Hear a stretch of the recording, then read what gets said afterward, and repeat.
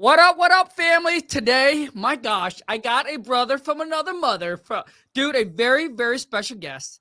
If you don't know who he is, about to get to know who he is because the number one cell trainer on planet Earth, Mars, Jupiter, dude, on top of the universe, bro. And one of the things I like about him, a true go-giver, straight from the heart, and nobody else other than the one, the only.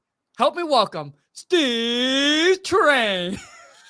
Man, thank you for having me. Such a kind introduction. You're so kind. You're always too kind in your praise. But thank you. Steve, no, dude. Thank you so much for being here, man. I appreciate it. I know your time is valuable. For those of you, when Steve sends you a calendar, typically you might want to check your bank account because probably can't afford it. But Hey, Steve, I want to say thank you so much, before man. you hit submit. Before you hit submit, you have to pay. So like it's not a surprise later on.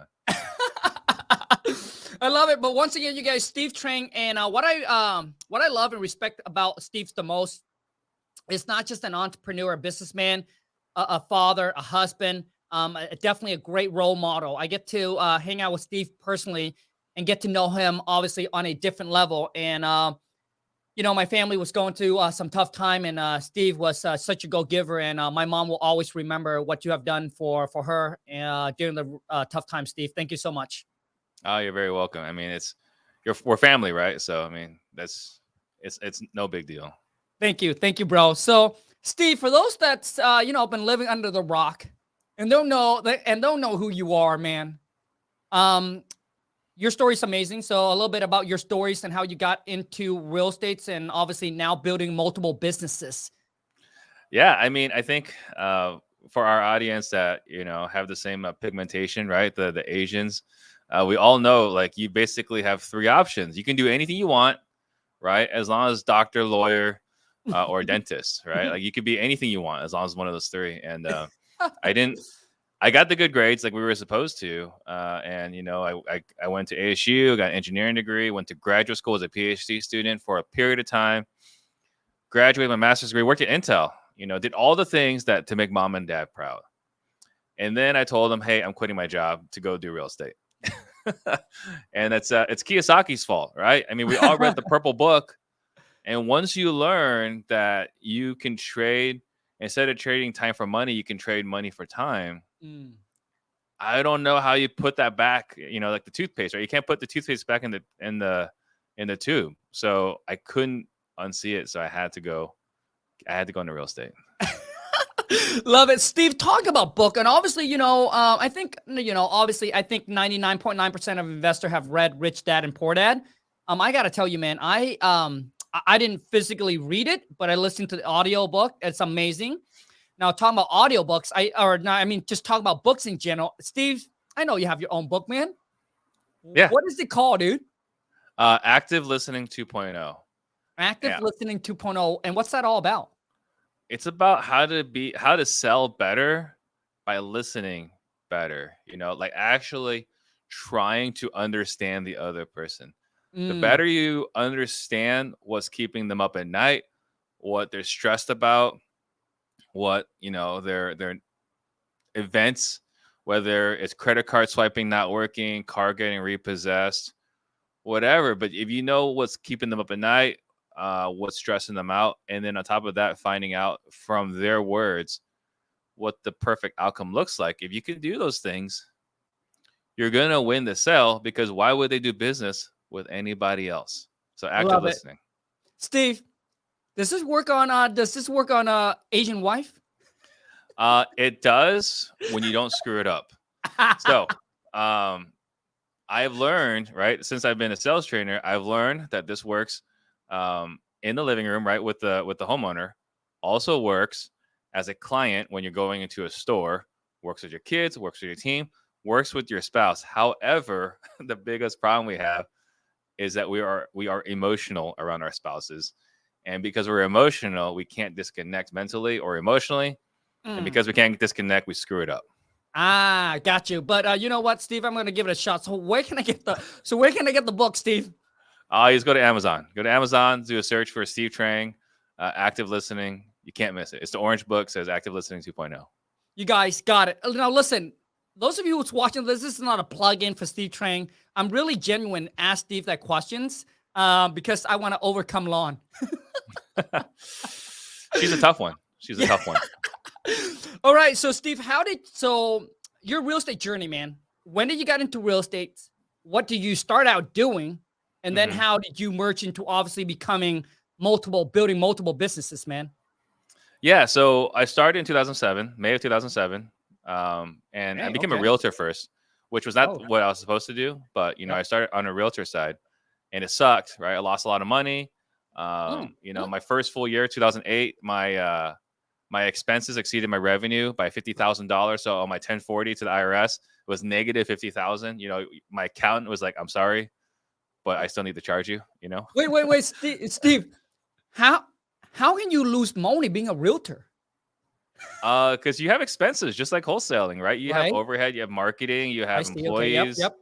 Yep. Right. You still got to pay for bills, utilities, services, right? Like, in wholesaling, you can get $39 a month, $100 a month, $300 a month to death, right? Like you look at your credit card statement, there's a lot of monthly services. Yep.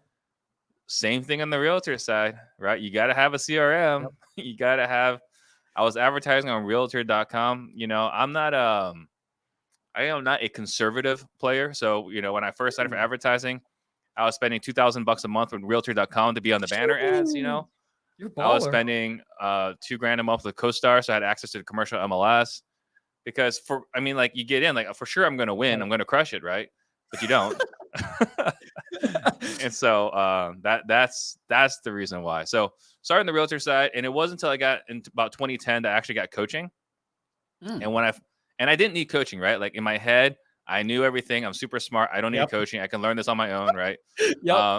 And so I kind of looked down on people that were signing up for coaching. And then in 2010, I was ready to give up, and I did get a coach. And once I hired a coach, that's when I went from solopreneur to business owner, right? Because a lot of people, when we start, we're self-employed. And self-employed is cool, except, you have a crappy boss, and that's you, right? Your boss lets you get away with everything. And so once I became a business owner, then everything changed. Then I became a more successful realtor. We were doing 100 houses a month for a few years. But then, you start a brokerage, you start a title company, you start doing all these other things. Because once you understand how being an entrepreneur works, you understand you're in a sales and marketing business. Sales and marketing works in every business, right? So I understand sales, I understand marketing, I understand hiring. Why would I only do one thing? So for me, I would just hire everything out. Also, I'm a little bit lazy. It doesn't look that way. But once I understand, because marketing is just math, sales is a skill, right? But you just hire salespeople at that time. And then admin, just hire that out. Then, you just kind of sit back and collect checks. Now, these were not big checks. These were small checks, as I wasn't a great entrepreneur. But if I can get paid and not have to work that hard, that was pretty cool. So, Steve, there is some stuff that I can totally relate to you when you talk about hiring, paying for coaches and mentors. Now, listen, I'm not telling you guys to buy anything here, but yeah. So after 6 months into my real estate game, and same thing when I go to obviously the seminars, where we pay to go through these seminars, and I see people, sign up because they bring on a speaker. Speaker typically do their thing. They drop you a pitch, right? And I said, oh my God, why are these people, it's like paying for this? Yeah, they're suckers. Yeah, they're sucker. And I say, dude, just same thing, Steve. 6 months, Lon keep on telling me, Lon's like, Khang, I think you need help. I say, no, I don't need no help. I got this, right? Watching a bunch of YouTube this, right? videos, That's that Asian male bravado. I don't need help. Right. I say, Lon, I don't need help. I can do this myself. Like, I can figure this out. And so after 6 months of trying to figure it out, Lon's like, Khang, dude, F you, bro. You need to get you need help, bro. So anyways, we go to the seminar, obviously met my mentor. And the reason why I'm willing to pay the price, Steve, for the mentor, one reason and one reason only. I told myself, Khang, do you want to see the next 6 months to be like the last, or do you want to start doing deals? And I said, screw it. I said, you know what? I can always make the money again, but I cannot waste another 6 months. And Steve, I was so cheap. And I know, Lon and I, once again, frugal with our money, right? We work our butt off to earn it. So I just didn't want, but yeah, that's the reason why I decided to pull the trigger. I just didn't want to waste the next 6 months. to go And that's by. the one thing. The one thing I would change if I had to do it all over again is get a mentor. You know, and it doesn't have to be like with money. You know, Right. it's just either you hire them or you work for them or you Yep. stalk them and you just hang out and drink coffee with them. You know, once a week, whatever. Just whatever you can to be around someone that's doing what you want to do. Yep. Absolutely. So Steve, you start as an agent, and then you build up your own brokerage too, right? Yeah. Okay. And then I know that you also merge into the whole fix and flip game, and now you're obviously like, dude, you got so much stuff. Like, could you walk us through all of that, Steve? Yeah. So 2013 opened the brokerage. A couple years after that, we started wholesaling actively, like full time. Like I was doing it as a side hustle, starting around 2010, 2011. But I started actively wholesaling in 2018. Started the podcast. Had my title company, I want to say in 2016, 2017. Did the mortgage partnership in around 2017. And then we started doing sales training in 2019. And then we started Offer Fast, I want to say around 2018. And that was a complete bomb, but we got acquired by Investor Lift. So that was pretty cool. And then I recently partnered up with Paul Sparks, and we're doing the crypto staking and building a business treasury. And man, like there's just a lot going on. So, and Steve, I want to ask you this, okay? Mhm. And and you're the best person to ask because obviously you give me the answer straight up how it is. So how many business you got going on right now? 7, 8? I think 7. Okay. I think 7. Got it. Okay. So so Yeah. 7 businesses. Okay. Because the reason I asked you this because a lot of people. The media company now is expected to run on its own legs. So that would be a new business. So 8. 8. Oh, and we just shut down the brokerage. So yeah. 8. 8. Okay. 8. Okay. Got it. 8. So Steve, obviously, people want to diversify and seeing, you, Pineda, me, a whole bunch of other people building multiple business. The real question here is, does every business do good, or does one do good, one does not? Like, you know what I'm saying? Because yeah, absolutely. Yeah. You were saying you remember? Yeah. So I was saying, Lon and I, when we first started to, I mean, even now in our business, right, we have multiple, but I don't, right? And there are months where one business will do good, the other one will do not, right? But I think there's one major business that basically brings in the most cash. So don't think, so I want people to understand that, don't think that, people are building different, like a lot of business, not all of them brings in a monster amount. So my question to you is, out of this 8 businesses, like, does it all good, or is it, or which one bring in the most? So revenue, we're looking at revenue, right? Yep. Which is not the most important metric, but if you look at revenue, until we shut down our brokerage, that was our number one, right? It was the most revenue, right? It was bringing in 8 figures a year. However, it's kind of irrelevant, right? Because the net was like 10 to 15,000 a month, right? Which it's a lot lower. It's not a very profitable business. Yep. The title company does really well, right? It brings in anywhere between 10 to 20, sometimes a little bit more, 1,000 a month in profits. Our wholesaling, some months we don't make anything. Some months, and our best month ever, I think we like to do 250 grand net. So that is a business that has a lot of roller coaster. Our education company is by far the most profitable, not the highest revenue, right? It's not the highest revenue, but it's the most profitable because the expenses are pretty low. Our media team is hemorrhaging cash. So they are now responsible for getting their own money. Our crypto staking company, that is profitable from day one. So what were the other companies? But yeah, I mean, for a very, very long time, Peter was robbing Paul and vice versa, right? Oh, and then I'm still technically a licensed realtor. So that's technically another business, even though I'm not full-time in it. That is technically another business. So for a very long time with my brokerage wasn't making money. Steve Trang, the realtor, would close deals to keep Stunning Homes Realty, the brokerage, open. But then there were some months where Sunny Homes Realty, the brokerage, is doing well, but Steve Trang, ate crap. And so there was a lot of robbing Peter to pay Paul, going back and forth. And I'm not saying that's necessarily the right thing to do, but the nice thing about having multiple businesses, there's a lot of reasons not to have multiple businesses, but the nice thing about having multiple businesses is that the aggregate is very profitable. But some months, one's not doing so well. Other months, the other one is. And it all works out in the end. Steve, I want to say, man, thank you so much for the transparency. Thank you so much. And you guys, well, however you see Steve on screen, on camera, that's exactly how he is off. And that's why I'm asking Steve these questions, because I know he's transparent and he'll say it like it is. And, so, because a lot of time what we do is we watch on social media and we start to compare. So, I did a video and I said, there's only 3 types of people that you should follow, really. Number 1 is people that's below you, that's making less than you. So you can feel grateful for where you're at, right? So you can feel good. The other one is people that's at the same level as you, or maybe just a little bit more, right? Let's just say if you make 100,000, they should make like maybe 150 max. But if you're making 100,000 and if they're your good friend or family and they're doing $1 million or $2 million, dude, there's probably a lot of envy and a lot of jealousy. And when you see their video, it's going to be tough. How do I know this? I don't want to see Pineda's video anymore.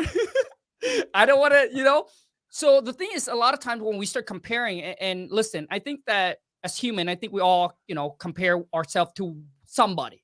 And then I mentioned the third person, that, right? So if you want to be happy, right? The next person you want to be, or you want to follow or watch, is consume stranger that are at a level where you be like, hey, it motivates and really inspire you to obviously climb the ladder to get there, but they're not related to you whatsoever. Like they're just strangers, because then you have no hate, no envy, no jealousies towards them, toward their success. But if someone is you're you're in a circle, and it's hard because you got to fight that battle. And I'm telling you, because we're all human. And then when you see them accomplish so much, you start comparing yourself, and then you get unhappy, and it will ruin your day. It'll ruin your life, because your attitude will become different.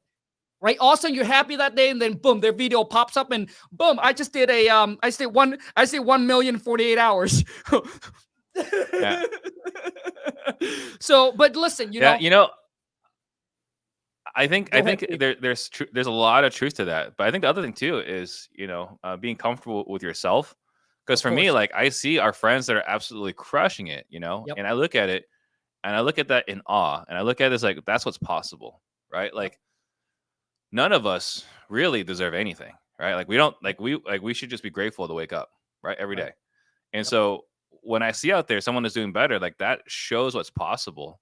Yep. And I can ask them, right? Like, I was talking to you 2 weeks ago, right? Talking about Ambro, right? Yep. So like, we have this opportunity to compare notes. I say, hey, how are you doing this? So for me, I always like to see what's possible.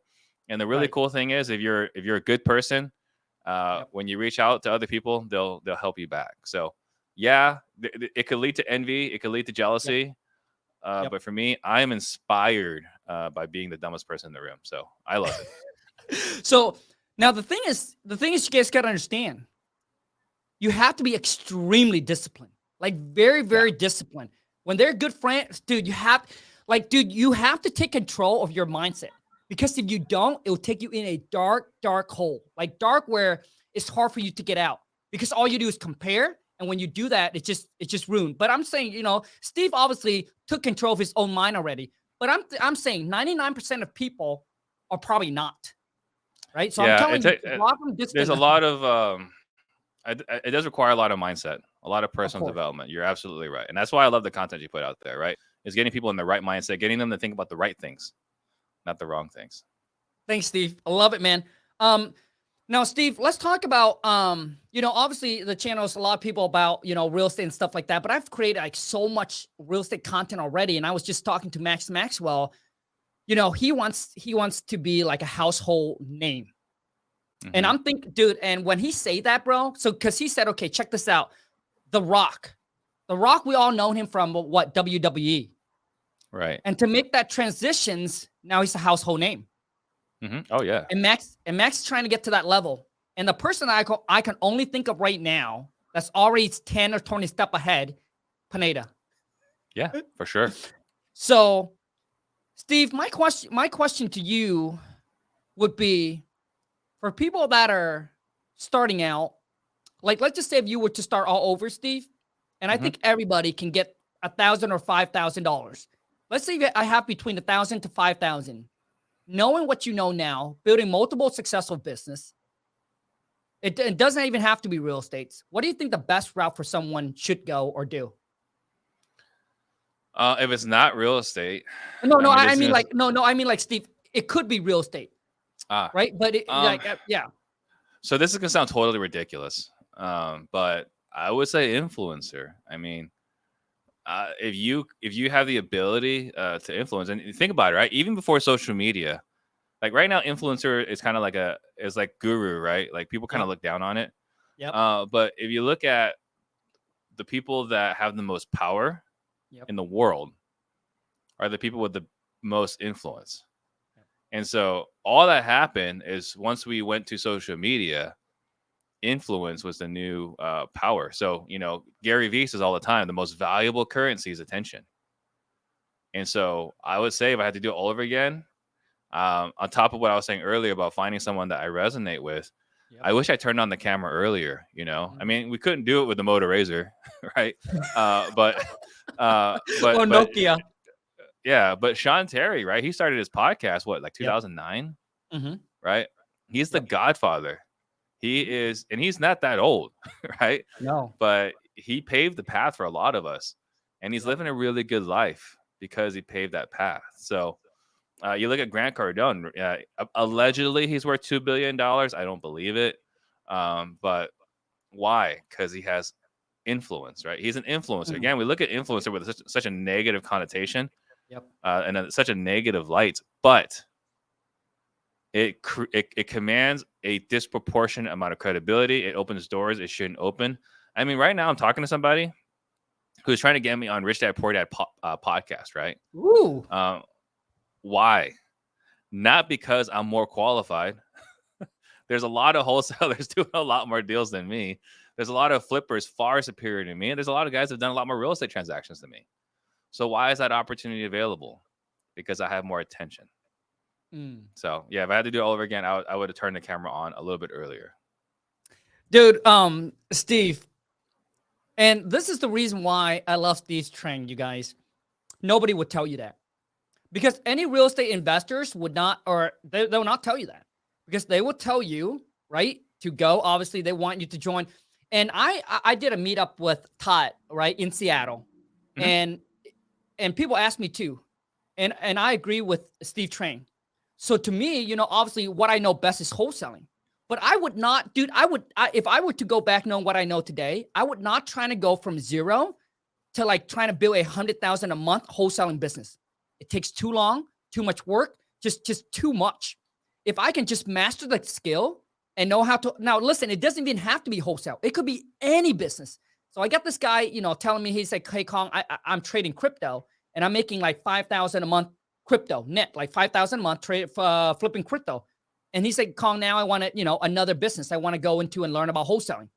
Most real estate investor, I could have just pitched him and say, hey, join my this, or buy my products. But I said, bro, like it took you 4 years to learn how to do that.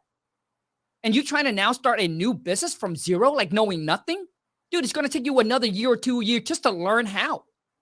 I say, dude, why don't you just build a personal brand, build a following, teaching people how to make 5,000 flipping crypto? Dude, there's tons of people out there that if they can just do it part-time and make an extra 5,000 a month, you know how many people would pay you $500 for it or $1,000 for it? Dude, a lot. So why try go into a whole new industry and learning everything new from zero when all you do is you just need to document and showing people what you already know how to do?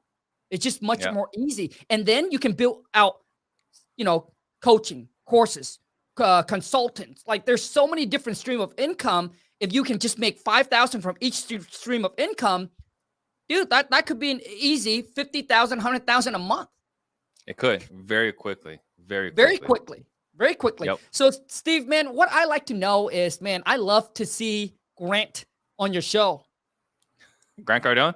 Yeah. I put it out into the universe, right? The only challenge is going to be I put that out into the universe, and the my only two things is they have to do it live in my studio, Uh-huh. and I'm not paying anybody. So I don't know if it'll ever be worth it to Grant Cardone, but if he would agree to those terms, I would love to have him on the show. I mean, there are guys I want to have on the show. He's one of them. My number one person, like my dream guest, Yep. is Donald Trump. But Ooh. I don't think that's going to happen. But you know, I don't You know never if he'll know. fly out to my studio. I don't know, right? But we'll see. Well, Steve, Boy can dream. maybe you would have to fly out to his studio, because I know you went and did a podcast with what is it? The Buff or Wealth? Oh gosh, the Wolf guy. Graciosi? No, Jordan Wolf. Belfort. Yes, dude, that was Yeah. Well, dude, that's a good interview. thank you. Really Thank you. But I didn't interview him. He interviewed me, right? So, right. yeah, but that was awesome. I mean, what was really cool is we didn't really talk about it, but behind the scenes, they're like, how would you like this interview to go? And I said, well, if you could be as rough with me as you were with Grant Cardone, that would be ideal for me, because then I can demonstrate what I know and create more credibility for myself. Gotcha. So, and he did. He came at me hard. So it was awesome. Steve, what do you think about that interview with him and Uncle G? It was very disappointing. I guess we didn't learn anything, right? Like, I think it appears that Grant Cardone is a caricature of himself. My understanding is he used to be very respectable, very very much like you and me. There was a time, but you know, I think to accomplish his goals now, he had to modify his character, and so I think the side we see of him is not necessarily the real Grant. I think we're seeing the caricature, the cartoon version of himself. Wow. Listen, Steve, I've never done an interview like this where we're just going just from topic to different topic like this. So, Steve, what is your thoughts on, now that you've done an interview with gosh, I keep forgetting his name. Jordan? Yeah. What's your thought about him? Like, how real is he on camera and then off camera? He's the same crazy person, right? Like the movie we watched, right? The Wolf of Wall Street. He's that person, right? He's sober now, right? But you know, we had our interview set for, I want to say like 12:30 or something. Yep. And we didn't start until like 1:45 because like he was on an important phone call, you know. So you got that. He talks, the way he talked on the camera is the same way he talks off the camera. I watched his TikTok video last night. Yeah. I mean, he's the same. He is exactly who he appears to be. So he's authentic. You may not like him, but he's who he is, and he's authentic. Maybe not authentic in a way that everyone wants him to be, but he is 100% who you see on the camera. So, Steve, you're saying that Uncle G is not the same person that he is today on camera when he's off camera? Potentially. I've never met him off camera. Potentially. I'm just saying the Uncle G we know today is not the same Uncle G that there existed 20 years ago when he was a sales trainer, right? Because he was a sales trainer, teaching people how to sell cars. He was filling up events. Right? People were traveling to learn how to sell cars from Grant Cardone. And what I'm hearing from people that know that Grant and the Grant today are two different people. So the Grant before is what? It's more who he is? I think it's more like who we are. Maybe. I don't know. Just not who he is. Wait, Steve, what do you mean by the Grant before is like who we is or who we are? Who we are. In that, I think that this is before fame, right? There's famous Grant Cardone, and there was like pre-fame. I see. Grant Cardone. Gotcha.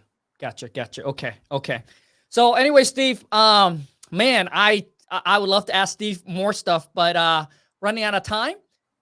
So Steve, how can people like connect with you, man? The best way to get a hold of me is at steve.trang on Instagram or stevetrang.com. There's plenty of links there to to connect with me. Or you can just find us on Real Estate Disruptors on YouTube, iTunes, and Spotify. Got it. Steve, one last question here. And I really want to ask you this. And I know your main goal is to create what, 1,000? Is it 1,000 millionaires? 100 millionaires, but Oh, I I'm think we're sorry. gonna 100. have to up that number at some point. Yeah, I it's like by this time you probably already surpassed that. Probably, but we haven't verified it yet. Got it. So, Steve, I always hear people say this, man, is follow your passion. What's your thought about people that are starting out and using that as like, hey, that's where I'm going to start. It's finding my passion. Like, how true is that?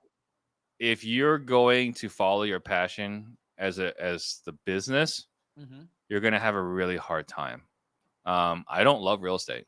Real estate has made me a lot of money. I don't love real estate. You know, the joke I've always said is I love everything about real estate except for houses and people, right? So I'm an entrepreneur, so I'll chase entrepreneurship, but houses were just the vehicles. It's just a vehicle for the business.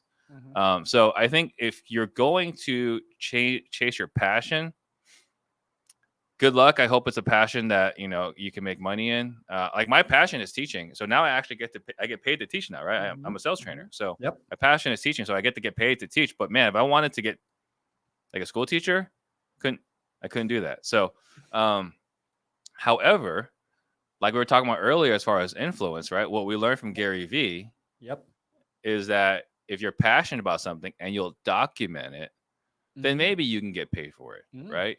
But you would get paid for it from people that are looking for your expertise, not necessarily buying your product, right? You're not gonna, it's not that you're not going to, but you are more likely to have a successful, rewarding life and career selling coaching on baking pies versus selling pies, right? Like that's the book, The Entrepreneurial Myth by Michael Gerber, right? She got into business because she worked at a bakery, hated her boss. Like, I can bake pies better myself. So she started her own bakery and she hated it, right?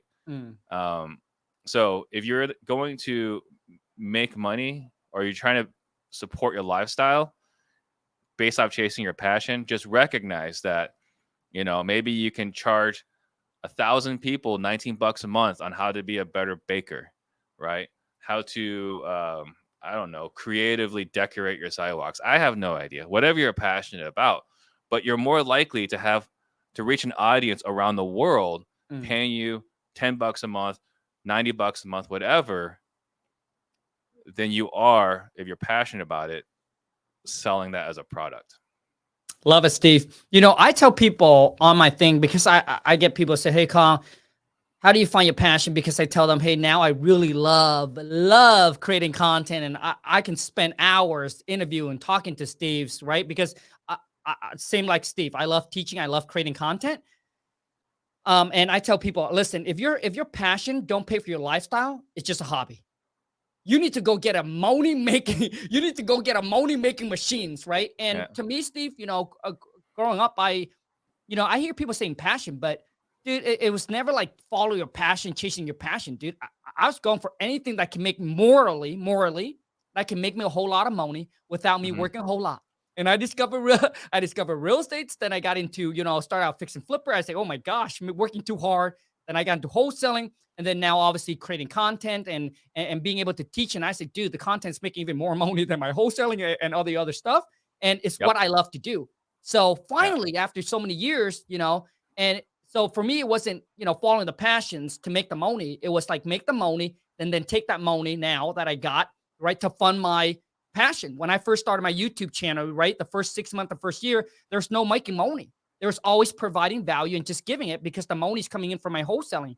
And then finally now the passion is paying for it and even more in return. So to me, it's never about following the passion. It's like, I think people use the word passion as an excuse to not doing shit. Because sometimes even your passion require you to do things that you don't like to do. And when 100%. you think something your passion, when you do it so like, you know, so to me, it's like, you know, get focused because, you know, people, I hear Steve, people about playing video games, right? Mhm. Your passion is playing video game, dude. But dude, you also need to think of business size, right? Business size, Yep. you need to go on there and you need to put out crank. You need to be the best of the best in the game. You want to be ninja? You got to beat ninja. Yeah. And I'll So- add to it, right? Because you love creating content, right? So Yeah. this is great for you, and this is the reason why you have a lot more followers than I do, because you love it. Yeah. I actually don't like creating content either, Weird. right? So I don't like real Huh. estate. I don't like creating content, Huh. but I recognize that it is a vehicle to Right. where I want to go. So Huh. for me, I look at creating content the same way I look at prospecting, right? Like I look at cold calling. Like you don't have to like it. Right. You just better do it or you're gonna be out of business. Yep. Wait, Steve, I didn't know. So, Steve, you don't like creating. So, Steve, what do you like then? Like, like, are you just, like, I like teaching. I like Oh. helping people, right? So like we have within Collective Genius almost 40 clients, right? Mhm. I'm coaching all their salespeople. That's what Right? you love. We Okay. host live events. We teach people sales, and so we get to help people buy more houses. So that part is rewarding. That Mm. part is very fulfilling, Mm. right? The creating content part is just what's necessary in order to fuel my passion. So you're talking about earlier, like to chase your passion. Yep. There's a lot of things that suck. Yep. For me, teaching is the passion, and I Yep. do a lot of things along the way that I don't Yep. like doing, Yep. but I'll do it because it helps me pursue my passion. Got it. For those of you who don't know CG, Collective Genius, these are some of the badass real estate investor in the game, like globally. All right. We got people from Canada and all of that. And Steve is training them and their team. So you obviously know who's the badass mother in the building. So Yeah. Steve is a stone cold killer when it comes to that. And I know that he gotten, obviously CG people lots and lots of success. And dude, for those of you who wants to go in that route, sign up with you, Steve. Where can they go, bro? Disruptors.com. If you go to disruptors.com, we have a little survey there, kind of asks you where you are in your career. And then based off where you are in your journey, we'll have a couple of suggestions of products that might fit for where you are. So disruptors.com, fill out the survey. And from there, you'll figure out which products make the most sense for you.